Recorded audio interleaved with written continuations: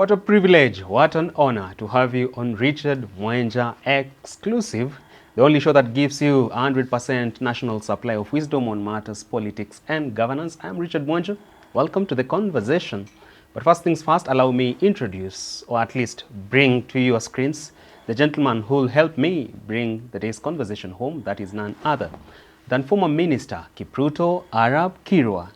Today in this lovely looking black leather jacket. Yeah. You're now looking more like a Gen Z, edgewise, huh? Yeah, because I support them. You support the ideologies. The ideology that we must remove impunity out of this town. Yeah. Very Basically well. that. Sure. They are not saying we remove anybody out of town. They are saying impunity, no. Yeah.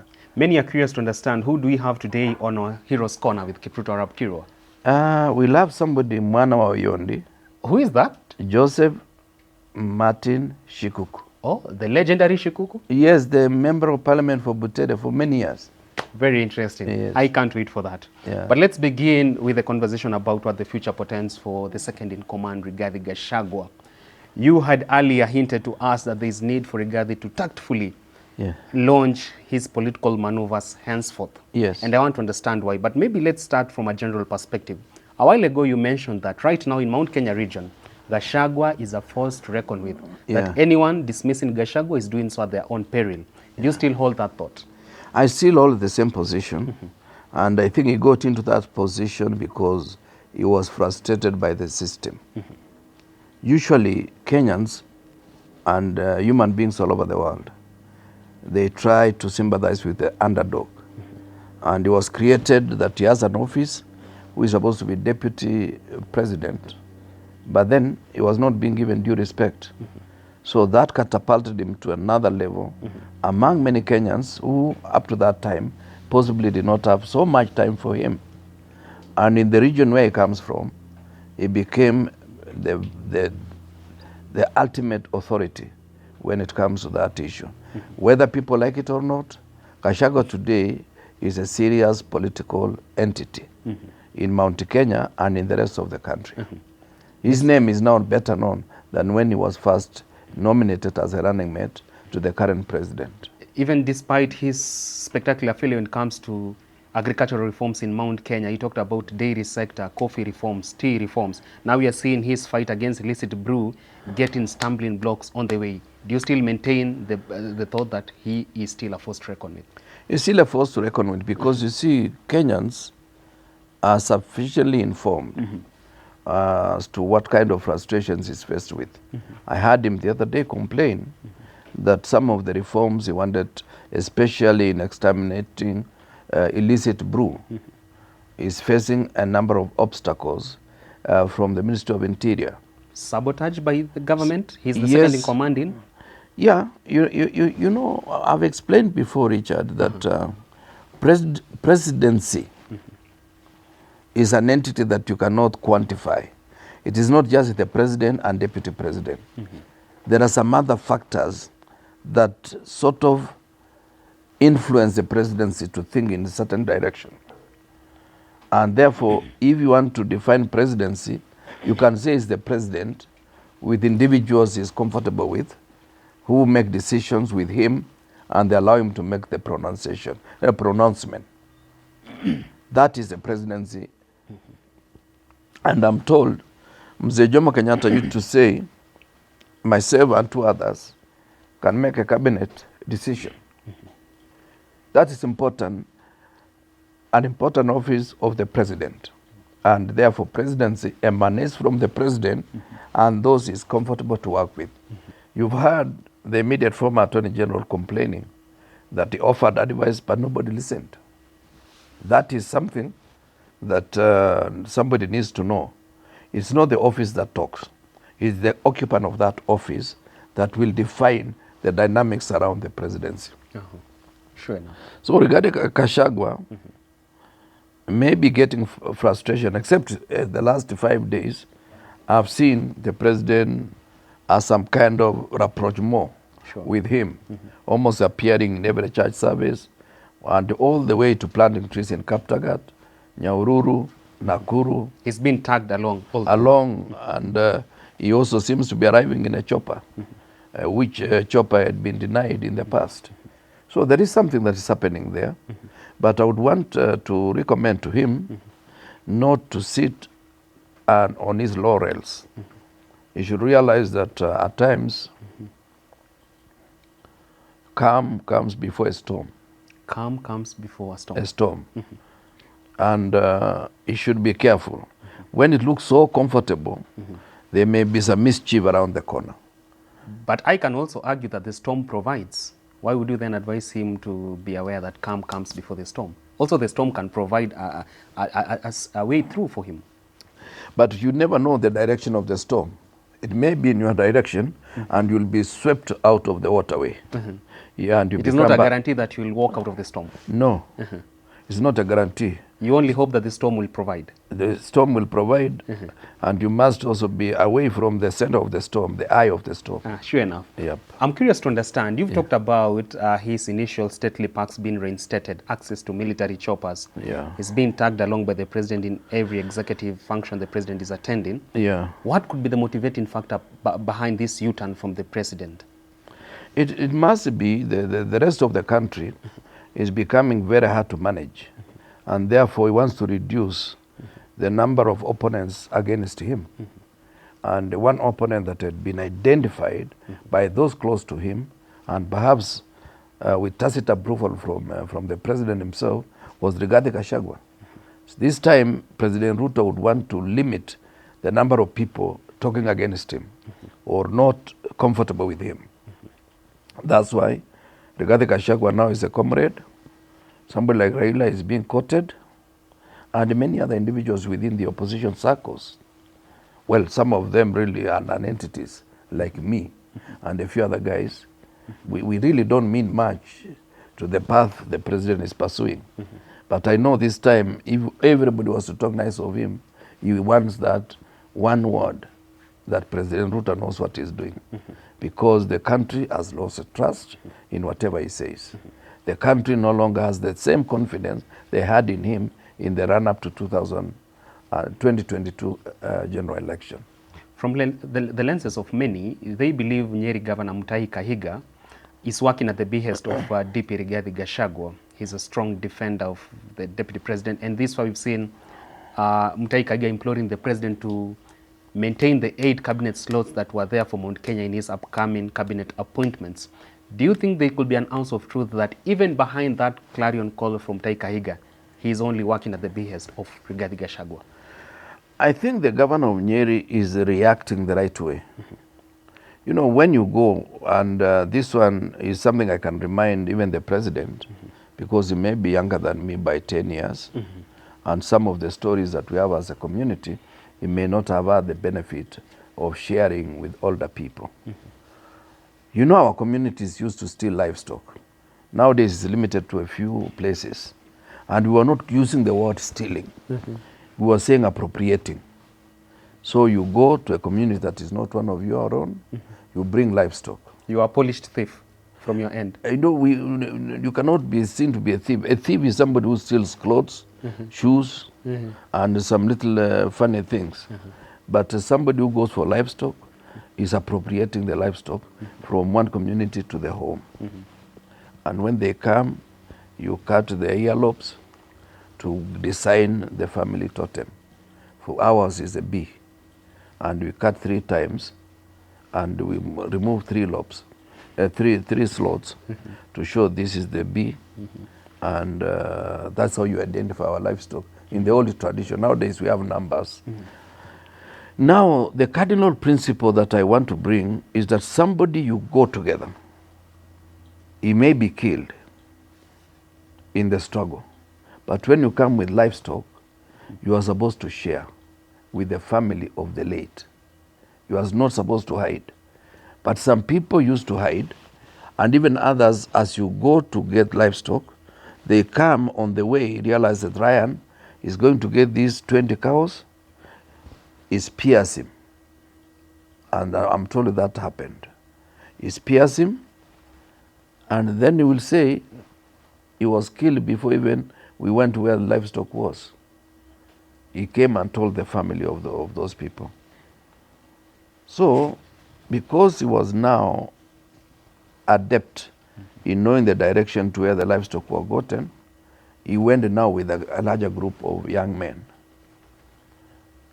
They went, they got the livestock again, and because the route was the same, he came through the same route.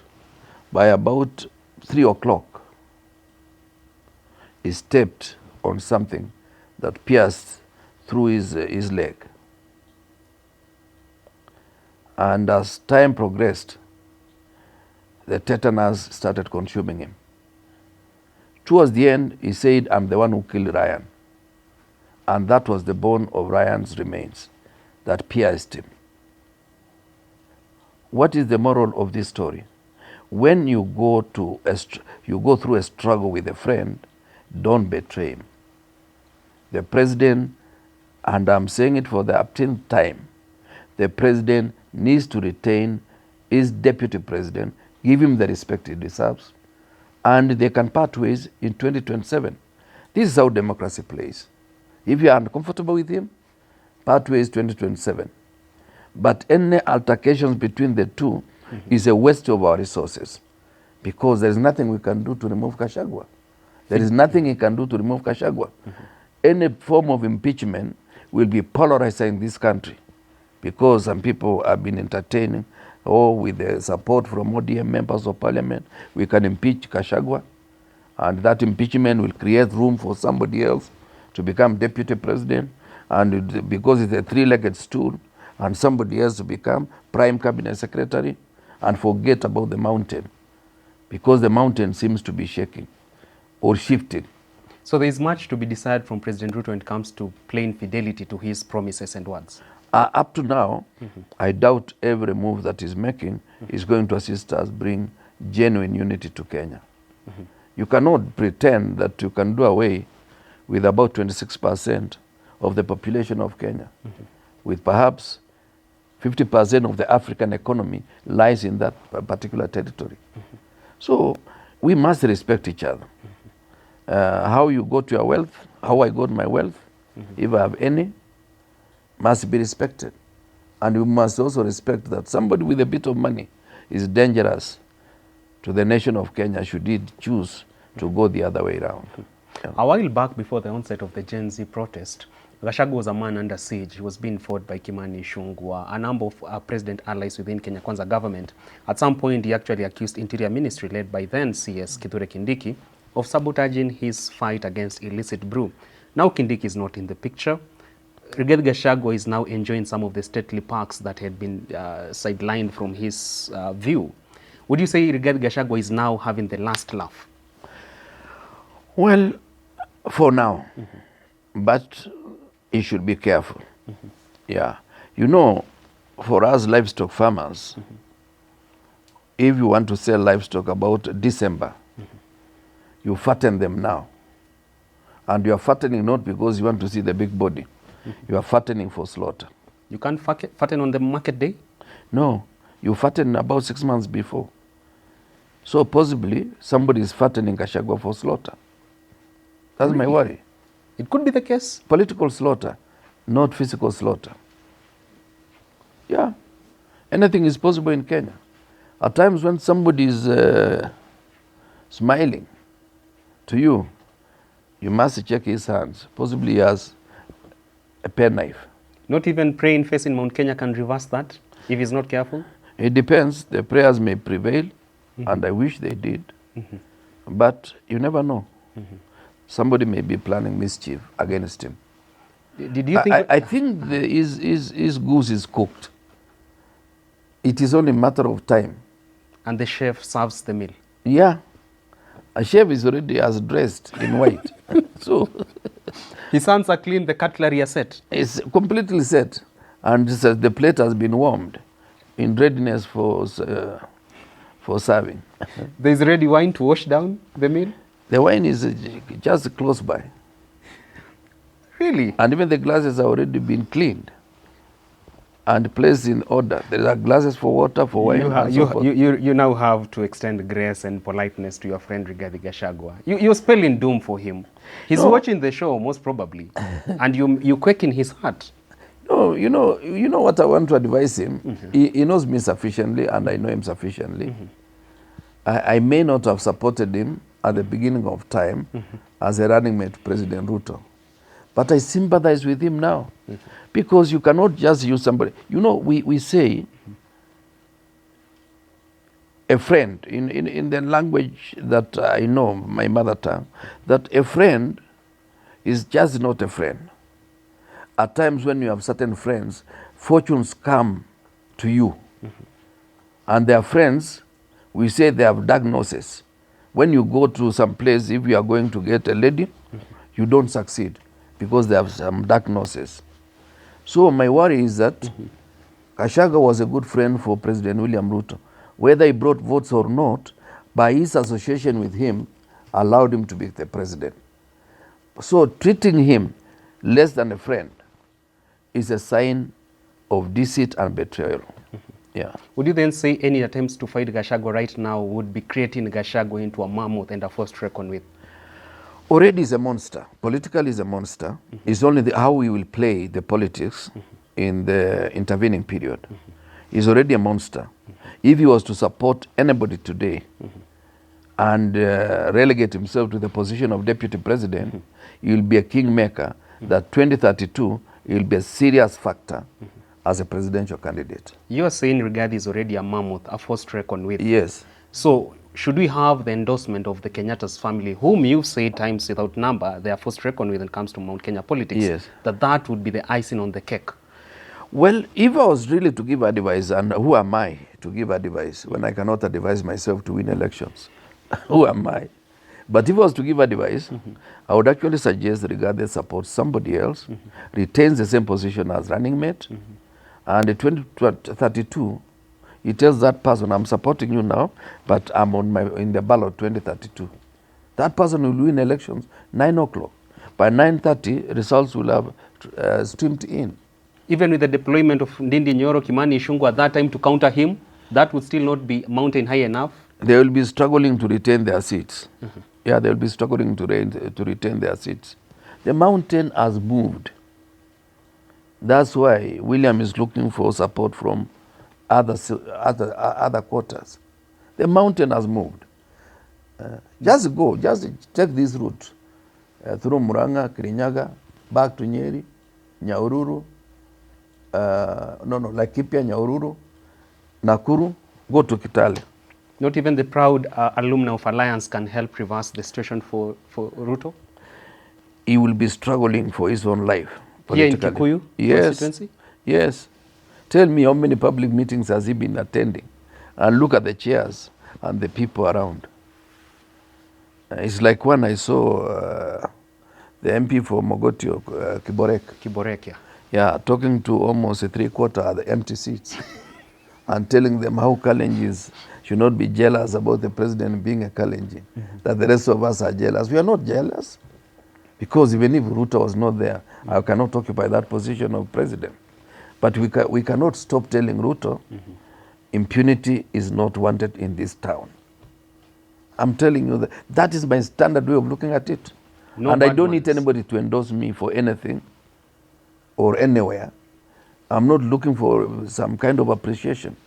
I just want to say impunity, whether it is Ruto, whether it's Raila, whether it's Kalonzo, whether it's Gachagua, who is the next president, impunity we must fight. I have nothing to lose except bad manners. You don't want Cheskas? An office to your name? An office to your name, Cheskas, the perks that would come with you siding with the president? Remember, I was Minister for Agriculture, a very powerful minister. Any time I got into the lift, people would freeze, even those who are taller than me. And now you're here, sitting across me. Yeah. So, if I did not feel that power then, you want to scare me with power of a minister?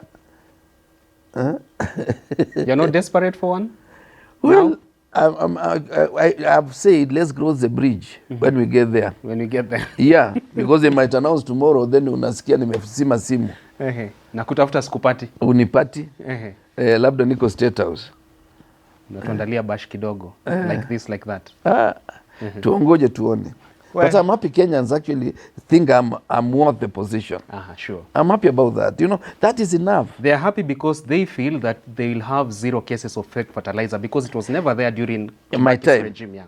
Yeah, but of course I have to fight also. You know, let me tell you, Richard, there is something that we say internal wrangles. It is there? I'm sure Mithika Rinturi, if he's involved, could be 20%, 80% are other individuals within the system. So even removing Mithika is a useless thing. You remove him because he talked badly. But I'm sure he's not the architect of fake fertilizer. The perpetrators are domiciled at Kilimo House? Not Kilimo House. They could be in other offices. They may not even be ministers. But they can't be on the house on the hill? They could be hanging around. On those corridors? Between the kitchen and the serving table. Buccaneers, those ones? Well, let me tell you, that happens. You know, stealing in government is a network. It is not just a simple act. A one-man show? No, it's a network.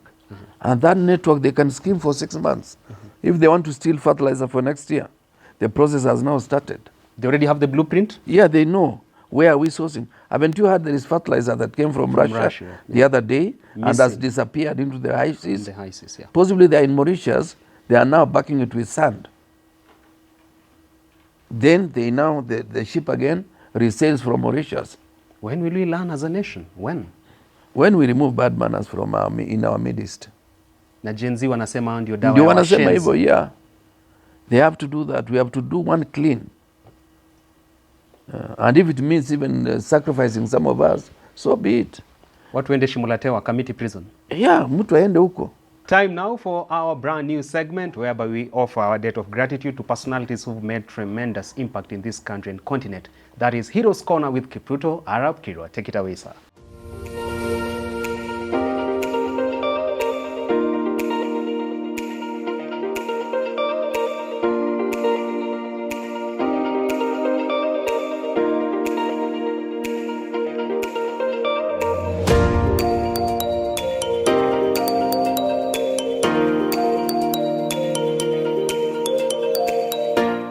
Well, thank you. My hero today is son of Oyondi, Joseph Martin Shikuku.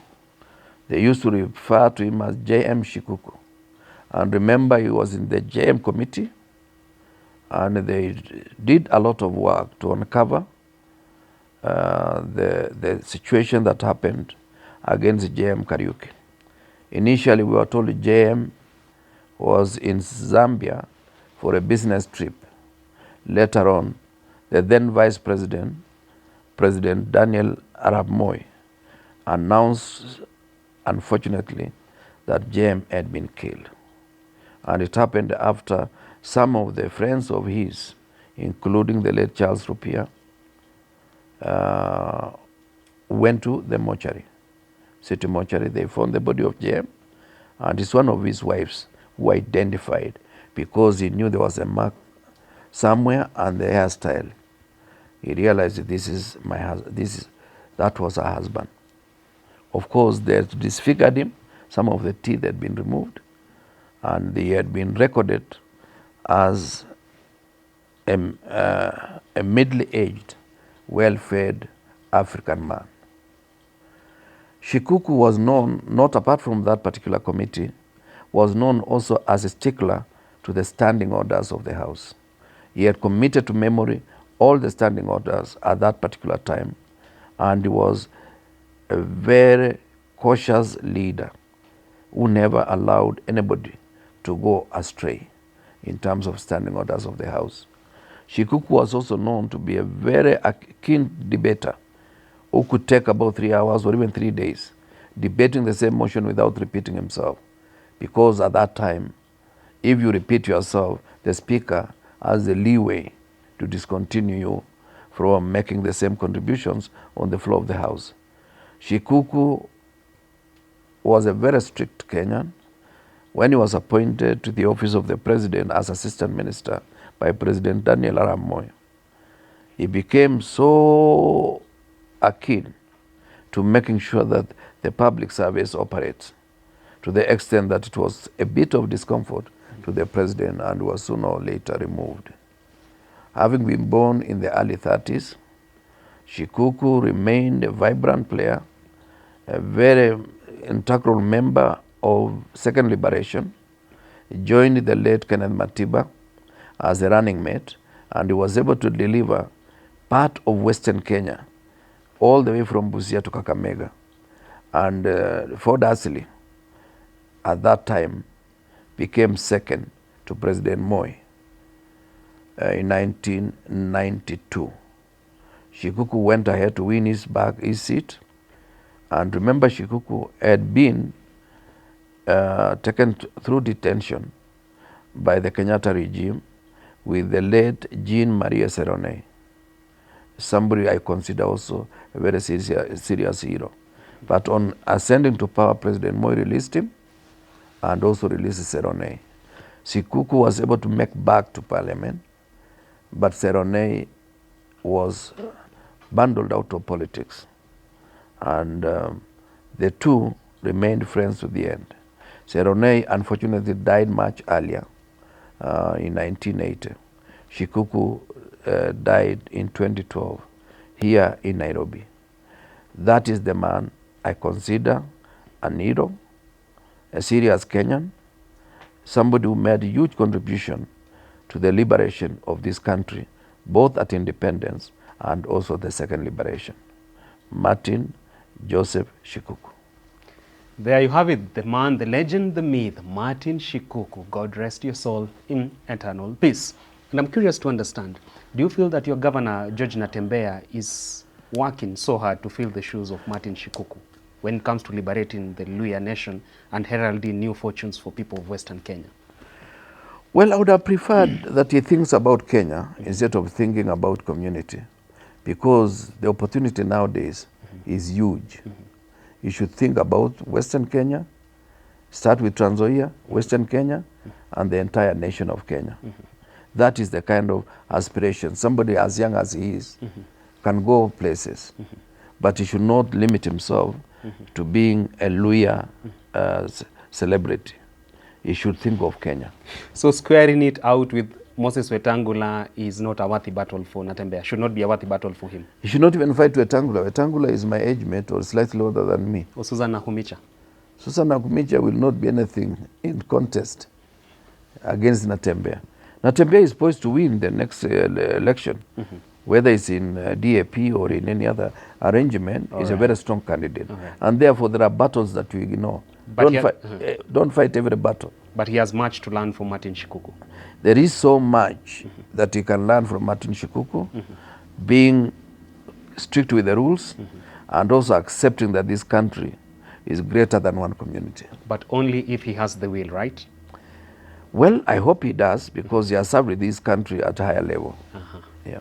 Well, asante sana mheshimiwa for honoring my invite. We thank you for your input and insights. Sawa sawa. All right. Until we meet next time on Richard Mwenje Exclusive, do enjoy the rest of your viewing. To my entire production team, Ryan Kanchuel, son of Kilgoris, beautiful daughter of Mount Kenya, Wangari Eunice, and other members of the production who are not here today, we say asante sana.